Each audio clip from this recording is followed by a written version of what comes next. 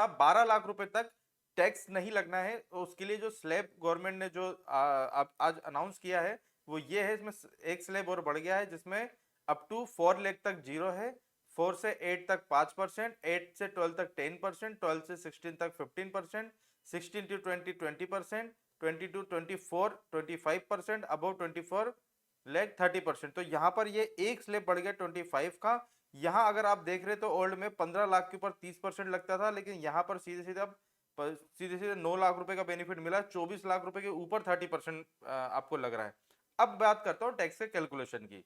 अगर सपोज करो कि इनकम है 12 लाख रुपए, कितनी 12 लाख रुपए, तो टैक्स का कैलकुलेशन करते हैं कि अप टू 4 लाख तक जीरो है।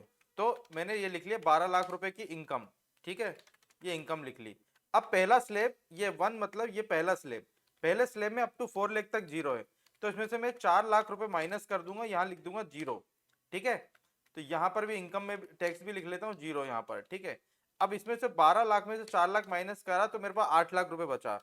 अब सेकंड स्लैब में आता हूं, तो सेकंड स्लैब में ये देख पा रहे हो आप कि 4 लाख से 8 लाख के बीच में कितना परसेंट है, 5%। तो 4 और 8 के बीच का अंतर कितना हो गया, फिर से 4 लाख।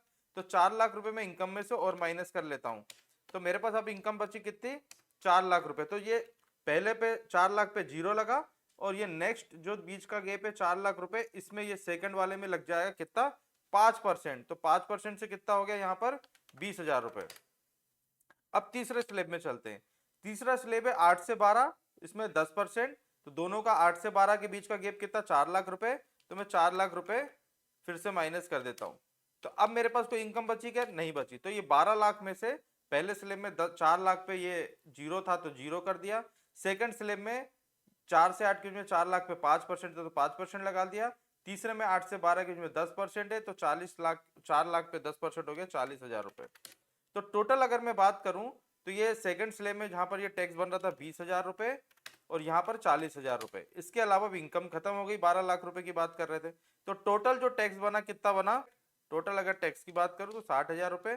बट यहां पर गवर्नमेंट ने जो 25,000 रुपए की रिबेट होती थी पहले, उसको 60,000 रुपए की रिबेट कर दिया। तो टैक्स पेबल कितना आएगा, जीरो, कोई भी टैक्स नहीं आएगा। अब ये तो 60,000 रुपए में रिबेट की बात कर रहा हूँ, काई की बात कर रहा हूँ, रिबेट की। अगर कोई सैलरीड एम्प्लॉय है, अगर उसकी 12,75,000 रुपए सैलरी है, तो 12,75,000 में से 75,000 रुपए का उसको स्टैंडर्ड डिडक्शन मिल जाएगा, ठीक है।